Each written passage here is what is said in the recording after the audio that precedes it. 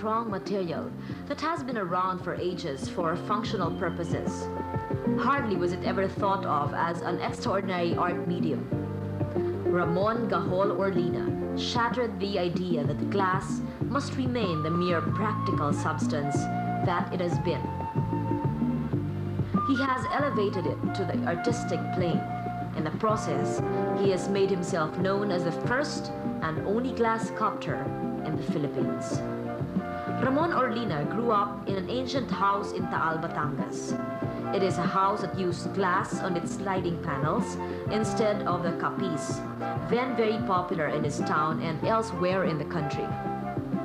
Thus to glass was Orlina born, and with a measure of artistic heritage thrown in, it is not surprising that he would become enamored with the material. You have not much exposure before on glass sculptures. I started painter, but basically, let's say I am an architect by profession. Then I had a one-man show in 1975 in painting, and I work on glass also. So it was glass paintings. And I started developing glass sculptures on my own. So since I didn't have anybody to follow or to study, I developed it by myself. And one thing I think I'm lucky because not following anybody, I was able to make my own direction, my own art. In 1975, 25 of Orlina's glass creations caught the eye of local art patrons. A commission to produce a gigantic glass mural for the Silahis International Hotel followed. Arcanium 19, Paradise Gained, became the first piece of glass sculpture in the Philippines.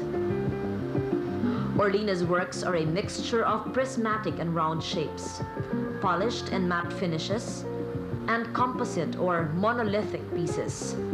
His works arouse a wide scope of emotions. There are those which may rock the senses. There are others which may simply, but still significantly, impress. For Orlina, art is not to be confined in museums. It is to be seen by the people for whom, after all, it has been created. Most of my works are in abstract, you know. The execution and conceptualization is at the same time.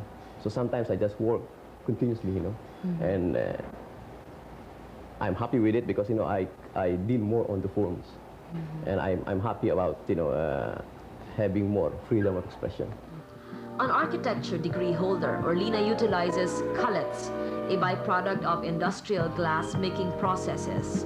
To obtain cullets of sufficient size, a 2-month annealing period in a large furnace is required.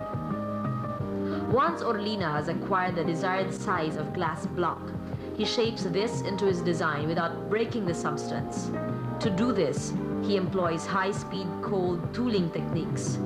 Ultra-fast grinders, diamond cutters, sand blasters. These are the tools a daring and innovative artist like Orlina works with. Talent as bursting as Orlina's, coupled with a medium only a truly brave soul can attempt to mold according to his wishes, will out. In time, his prismatic cut glass mother and child was selected to represent the Philippines in the 1977 Grand Prix, an international contemporary art competition held in Monaco. His other glass works have been viewed by art connoisseurs in France. He has traveled to New York, Paris, and Prague on observation trips to further broaden his horizons in glass art. Two of his latest sculptural creations are fast becoming landmarks in downtown Singapore: the Fertile Crescent at the Forum Galleria and the Wings of Victory at the Wisma Atria. The Fertile Crescent is an imposing combination of sculpted glass and stainless steel.